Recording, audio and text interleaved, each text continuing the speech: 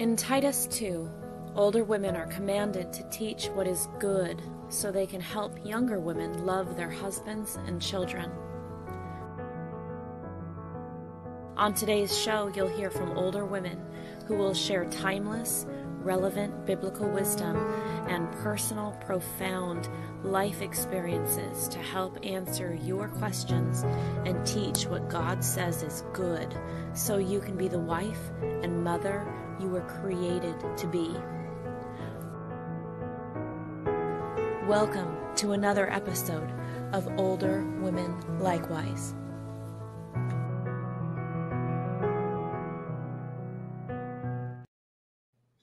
Good evening. We're so glad you could join us this evening. And as you see, Dana and I are here this evening to talk about the God-given joy of learning. Each month this year, we're talking about a different joy of the Christian life. And learning is certainly a wonderful joy. And it's what a joy that God has given us, that possibility of learning. And I'm sure you hear my clocks in the background. We started winding the clocks again. But hopefully they won't be too much of a distraction. Dana, what about learning do you think about when we think about that joy of learning? Well, I love to learn. I love history. I'm an incredibly curious person.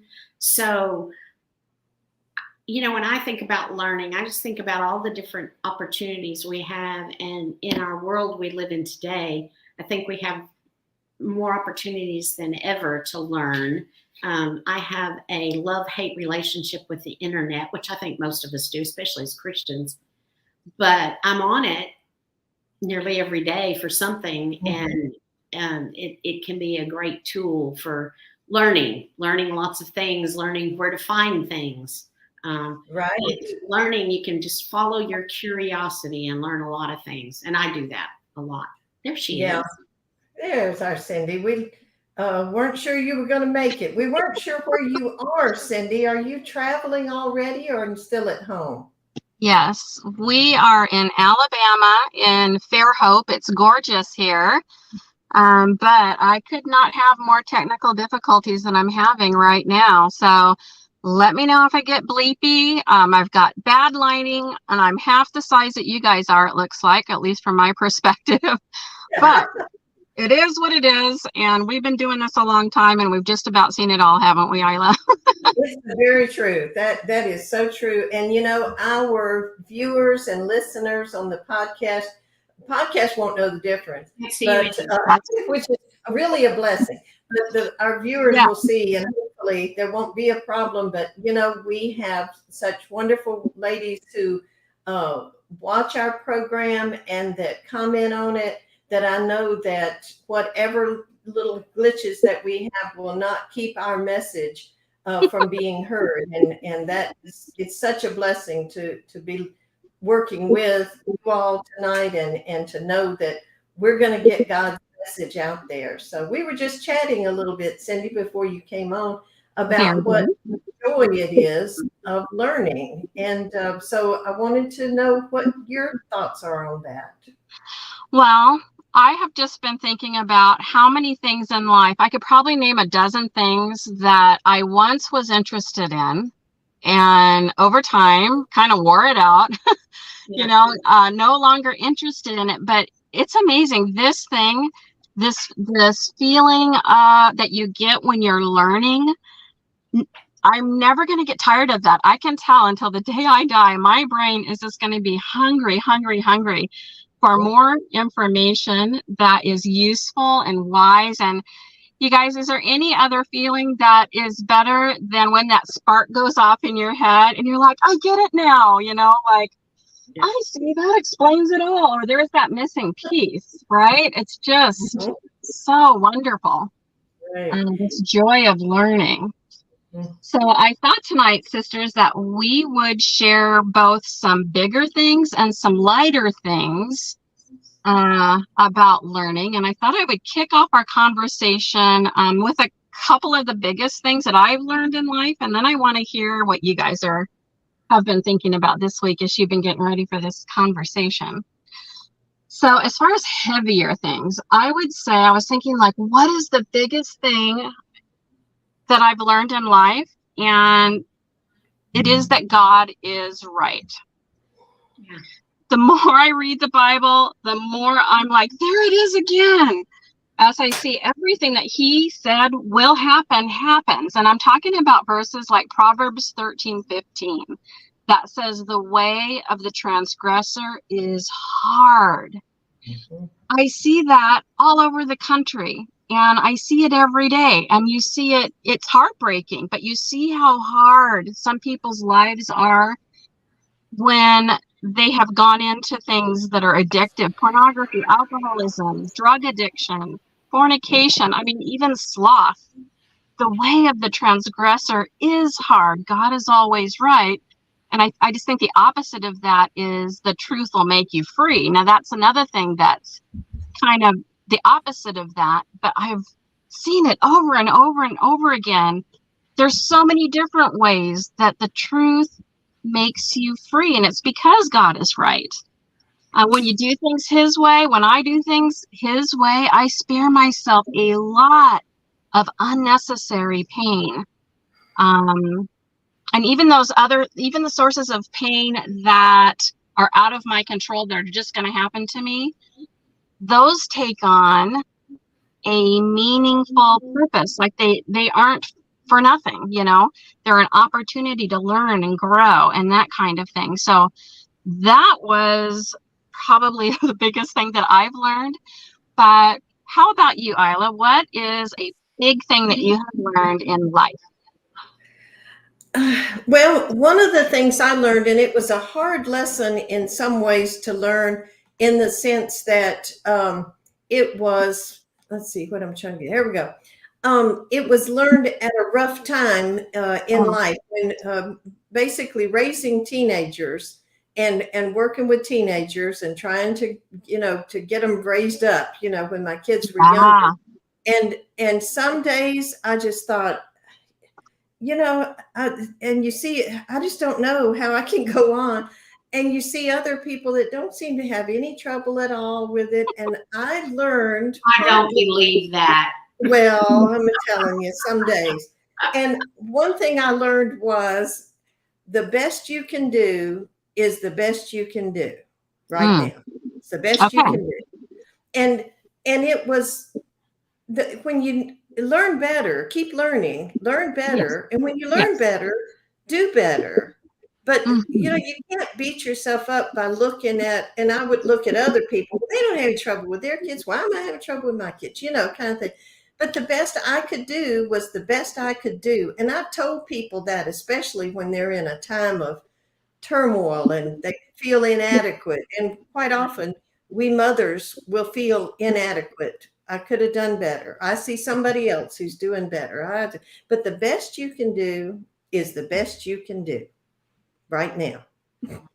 And Maya Angelou said, when you learn better, do better. Yes. Yes. Guilt has its place, but false guilt, you don't get any extra know-how by adding guilt to what you're already bearing, right? So there's utility in it when you are being guilty of something, but when you're doing the best you can do, then I agree. What were you thinking on this, Dana? One of the first things that came to my mind was tragedy, in one degree or another, will come into every life. And the only secure thing in life we have is our anchor that we have in God through Jesus Christ. And I thought about it in Hebrews 6, verse 18 and following. It says, we who have fled for refuge might have strong encouragement to hold fast to the hope set before us. We have this as a sure and steadfast anchor of the soul, a hope that enters into the inner place behind the curtain where Jesus has gone as a forerunner on our behalf. And I just think about that in so many things. You may have, in my eyes, bigger tragedies or less tragedies than I do, and vice versa. But it doesn't matter. Tragedy is going to come in all of our lives at some point. And if you haven't seen it yet, just sit back. It's coming. Mm-hmm. And Mhm. if you're not secure in Jesus Christ, then it's going to be a rough road. Mm-hmm. Yeah. That there was a friend of ours, and he wrote, well, Wilson Adams, you might know him. He'd written a book, and one of the things he says in it is, how do people overcome, how do you get over the death of someone? How do you get over some of these things? And he makes the point, people don't, if they don't have it. And yeah, we look like we do, but there's so much scars and heaviness if you don't have Jesus Christ. And and I we've all seen people who go through tragedy, and you can tell the ones who are anchored in God. Definitely. And those wavering. And anyway. Yeah. And I think knowing that it's coming, a little bit like the Apostle Peter said, do not be surprised, fiery ordeals are coming. And I think when you know that it's coming, maybe that helps the impact. It helps you to take when it hits you. And yes, it does get better. It's interesting, the kind of grief you're describing that Wilson Adams talks about, that it will get better, or it'll at least change. You'll be able to live alongside a darker reality. So I want folks to know that there is hope in that way. But you will always carry this. You will always carry this to some degree. But and I think what you're saying kind of goes along with what I was saying earlier about how you can use pain, instead of wasting our pain as Christians. It's a time of reflection when we endure these losses of, what am I supposed to be learning here? Where can I grow? Or who can I help now that I've endured this? Who is going to be going through some of the same things that I've gone through? So there's usefulness in it. When we lived in the islands back in the 90s, in 1995, we had a hurricane that destroyed our home. Our home. Wow. And everything. And we didn't have insurance because you couldn't insure the kind of house that we had. So, it was like, there goes everything. Horror, and it was hard. It was real hard. 9 years later in Tennessee, we lost a house to a fire and everything in it. But that time wasn't near as difficult as the first time, because it was like, okay, here we go again. And God really took care of us the first time. So why would he stop now? And I think, you said, how can we help others with experiences that they're going through? And that is so true. But, it helps me too, because if I get through something like that, I can get through it again. And we all know people who've lost spouses and children, and I don't know how they get through it, but they do as Christians. And if they can get through that, what can they face? Right. I think either you lose your faith, or it gets much, much stronger. We have a comment. We have a comment from Marcia Gray Patterson. Says, we can find hope from grief in the scriptures, and that's like you were saying, that there were so many in the Bible who had so much grief and tragedy, but yet there was hope. And also talking to sisters who have also had grief or some form of trauma. So true that we can, as you said, Cindy, use that to help one another through our tragedies. Yes.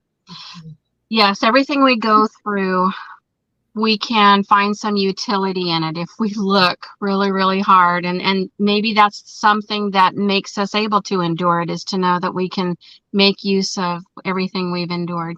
So we've talked a lot, ladies, about things that happen to us that are outside of our control. But the other thing that I've learned is that sin ruins everything. This is what I've learned in life. So separate from everything we've talked about. Sin itself ruins everything. It ruins nations. It ruins relationships. Sin ruins mental health. It can ruin physical health. It ruins societies. It even ruins prosperity. But the good news is virtue is the answer. So those two things in my mind, those things go together. Sin ruins everything, but it's like, don't despair. Virtue is the answer. Every problem is prevented or solved or otherwise dealt with using the virtues that God has given us in his toolbox. Compassion, contentment, courage, generosity, gentleness, gratitude, honesty, honor, humility, justice, kindness, love, patience, peace, perseverance, respect, and self-discipline. Our problems are solved more easily sometimes than we think. And so virtue is the answer. So whenever we do hit, whether or not it's something from the outside, like what Dana has brought up, or if it's something as a result of sin in the culture or in someone's life that is close to us, the question is, which of the virtues in my toolbox that God has given will help me cope with this, or will help me solve this situation? Or like, how can I use one of the virtues to just ease the way somehow? So a lot of them are useful in preventing a chaos, but also they help us in just living alongside, a darker reality. I think I'd like to share another thought here, unless I feel like it might be, is it Ila's turn? Ila, do you have anything else on the heavier side of what you've learned, or are most of yours kind of lighter things that you have left? Most of mine are more, I guess, on a practical level, perhaps. But I did want to show this comment from Diane Hayes. I have learned that God is truly near to those who are brokenhearted and crushed in spirit. And that is so important. I mean, in some ways, that if we can just hang on to God when we have tragedies and we have problems. So thank you for that, Diane. Mm-hmm. Yep. Yes, he's omnipresent, but even still, when tragedy hits, that's the first prayer, right? Right. Come near, God. I want to feel your presence. I want to feel the peace that only you can provide deep in my soul. Absolutely. Abide in me, just asking him for his presence. Thank you so much for that beautiful comment.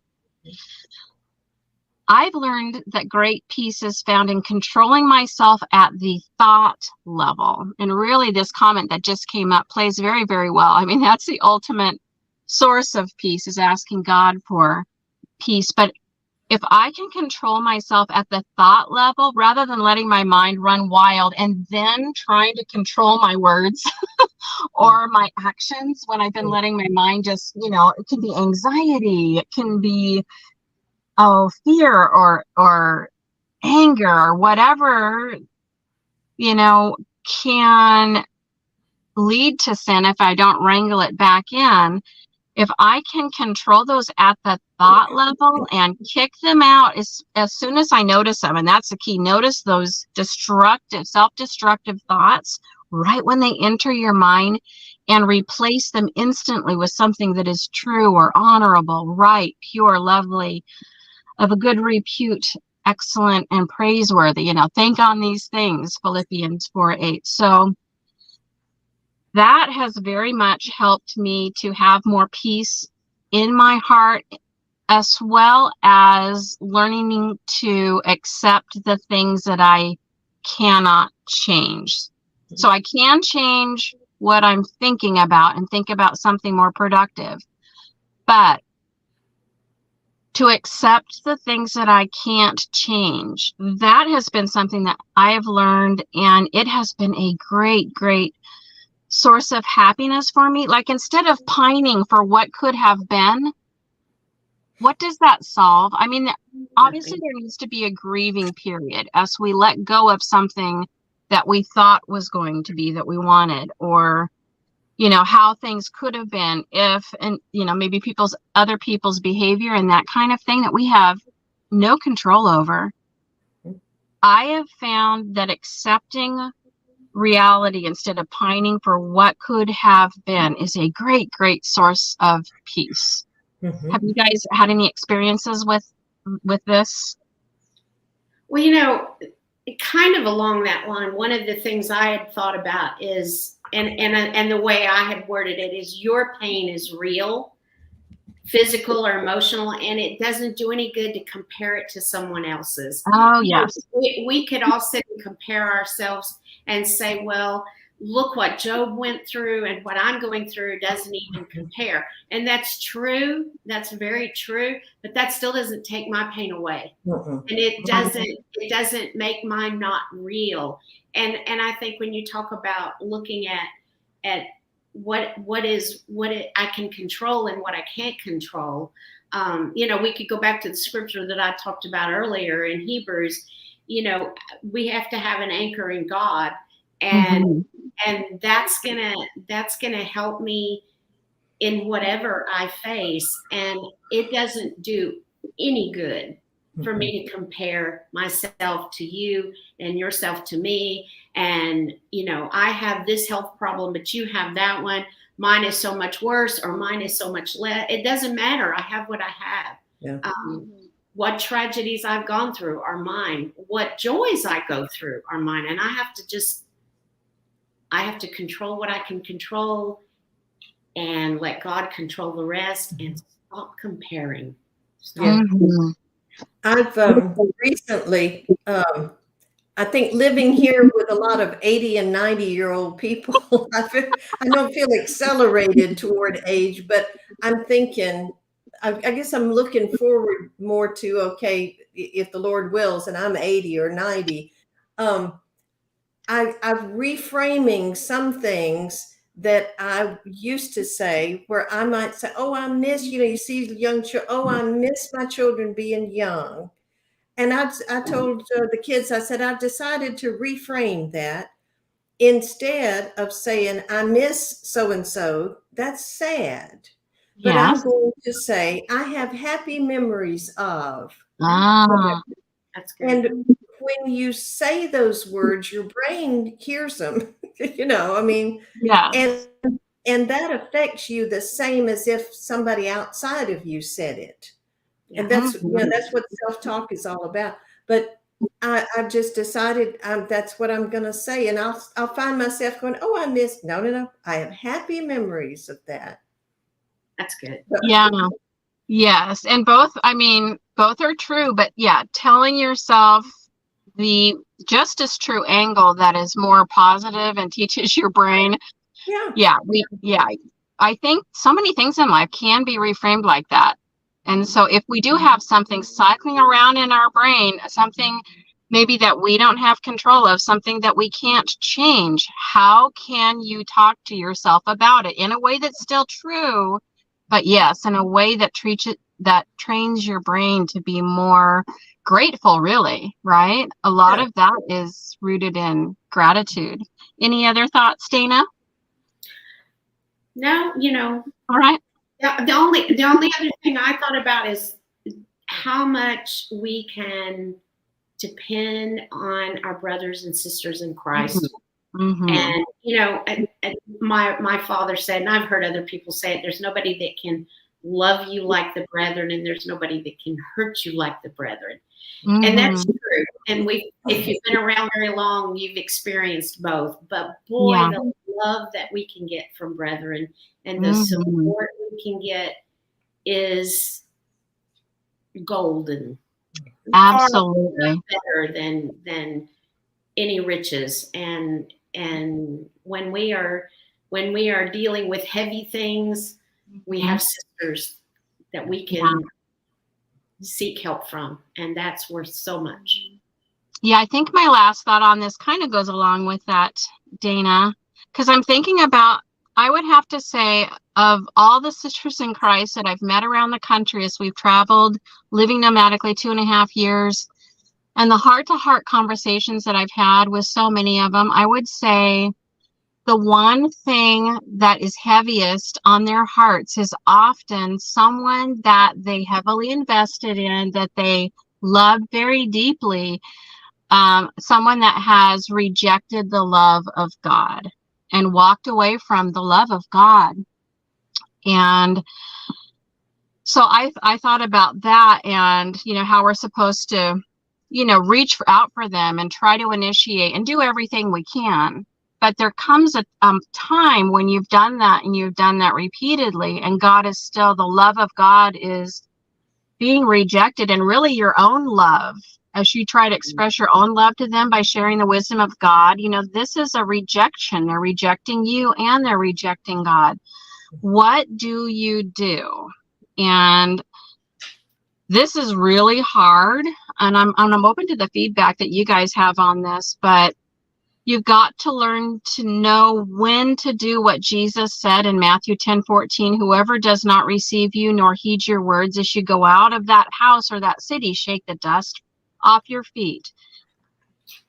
I'm suggesting that all that love and all that wisdom of God that you wanted to give this person who will have nothing to do with it, there is a world of people that are hungry for your love, for God's love, and for God's wisdom. Go and find those people that will say to you, God sent you to me. You're the best. You're telling me things that are going to change my life. People that are going to embrace God's love and God's wisdom. That's been a really hard lesson for me. There's always someone to love. It might not be the person that you wanted to get love back, or the person that you spent a long time trying to give them a warm relationship with God, In Timothy, in 2 Timothy chapter 4, it is, Paul talks about it, and I think we see a very depressed Paul in ways there. And he talks about, that Demas, who's in love with this present world, has deserted me, and how that was very traumatic for him. And a little bit later, he talks about, I think it's Alexander the coppersmith. And he said, he's caused me great harm, and the Lord will repay him according to his deeds. And I know there he's talking about how these people have hurt him in his ministry. But he makes the point in verse 18 of chapter 4, he says, at my first offense, no one came to stand by me, but all deserted me. May it not be charged against them. And I think what a powerful thing he was. You see that forgiving spirit even amidst that, and how very alone he was, and how very hurt he was. And yet, what did he do? He prayed that God would not hold that against them. And that's where we have to find that spirit. And when we find that spirit, then we can move on. And I like to think I've planted seed here, and I may never see the fruits from it. But God says his word will not return to him void. And that's what I have to just put my hope in, that and take a breath and move on and find someone else to love. And I think that's what we saw Paul do. Yes, I'm so glad you brought that up, Dana, because it's a lot like Jesus on the cross that said, Father, forgive them. They know not what they do.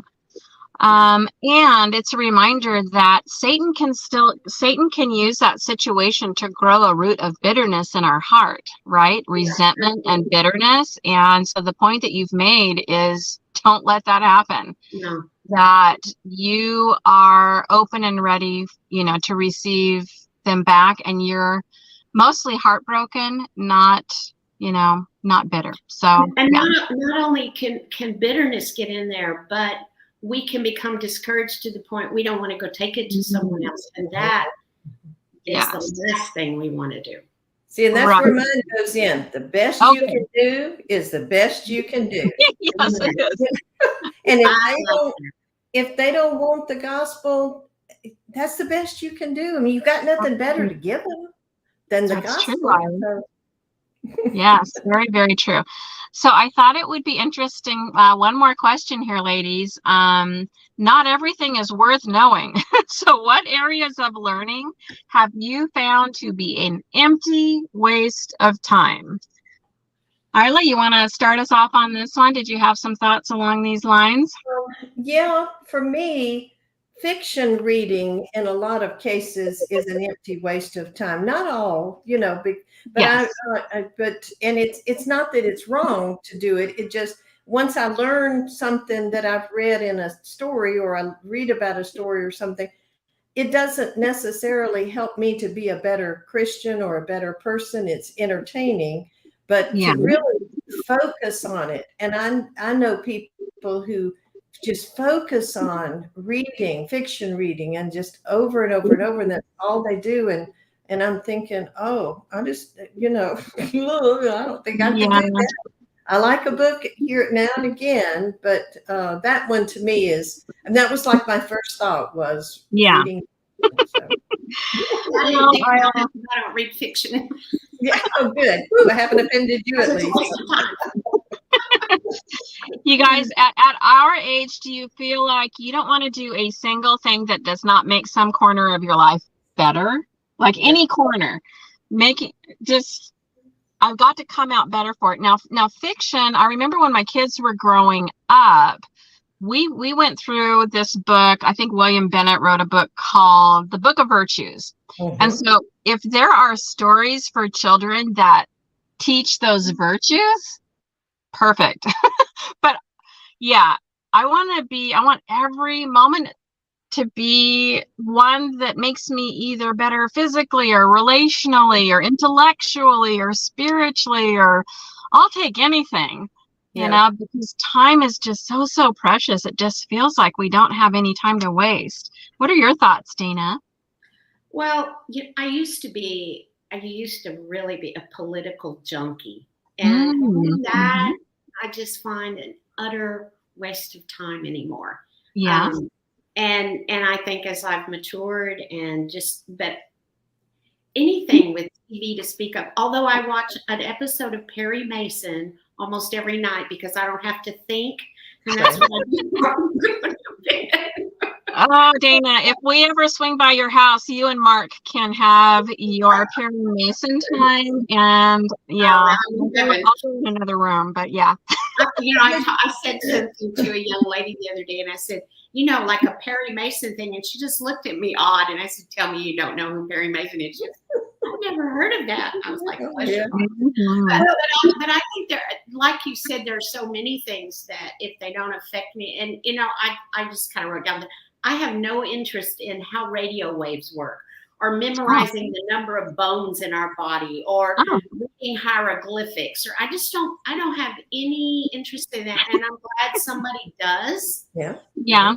But for me, that's an utter waste of my time. And I just don't have an interest in I want things that, and the older I get, the more I think about spiritual things. As Solomon says in Ecclesiastes 1:13, it says, I applied my heart to seek and search out by wisdom all that is done under heaven. And it's an unhappy business that God has given to the children of man to be busy with.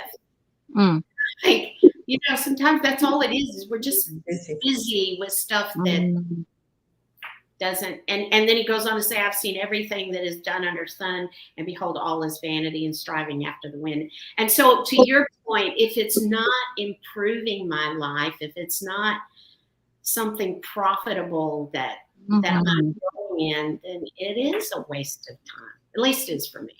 Yeah. I always think of it as, and I'll talk about certain books are just bubble gum books. Bubble gum, rocking in a rocking chair. You're not going anywhere. You're not doing anything. So nutritional value. But some books are just a bubble gum book. You just kind of rest your brain and, That's Perry Mason. Yeah.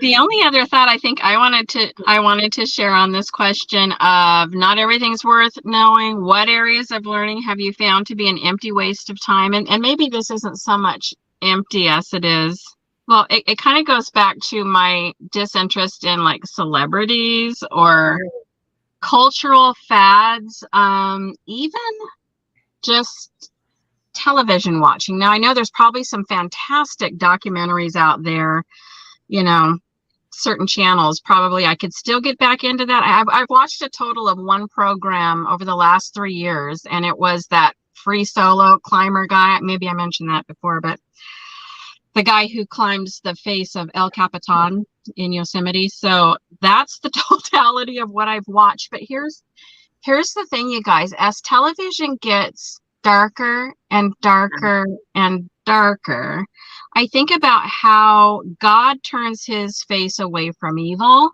And if we want to be godly, we need to also think about, can you even go to this event or watch this program, even if it's a good program? What about the commercials? All of that. We are to be as innocent as babies when it comes to evil. 1 Corinthians 14:20. And I was reading in Revelation 2 today, and it's talking about it, the people, the church in Thyatira is talking about how they had their God's approval in that they did not know the deep things of Satan. So I want to be like God and have eyes that are too pure to behold evil. God cannot look on iniquity, Habakkuk 1:13. And so we tend to get more and more used to, the more we're exposed to darkness, we just kind of get numb to it. And I just want to put out a caution out there of really thinking about unplugging to your highest degree, because it's harder and harder to negotiate around what you're going to see that you shouldn't be seeing, and hearing that you shouldn't be hearing. You know, God turns his face away from evil again. And I really think that's something that we need to really practice more as we are, because it's only the pure in heart that are going to see God. What do we want more than anything else? We want to see God. What you make the point about getting used to stuff, and I cannot remember who said it, and you might remember, but I think it was one of the prophets that said that God's people they can't even blush anymore. They don't even, they feel no shame. They don't even blush anymore. Mm-hmm. That is a sad situation, and I think that's, to your point, where so many of us have gotten because we let so much junk come into our TVs and our social media and our devices, and we don't even blush. Yeah. Mm-hmm. Well, ladies, I think this probably wraps up most of our conversation tonight.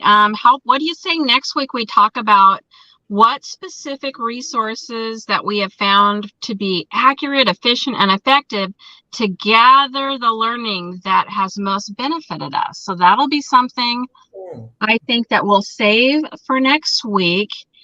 And then maybe let's also share some things that we're curious about, that we're aiming to learn more about in the future.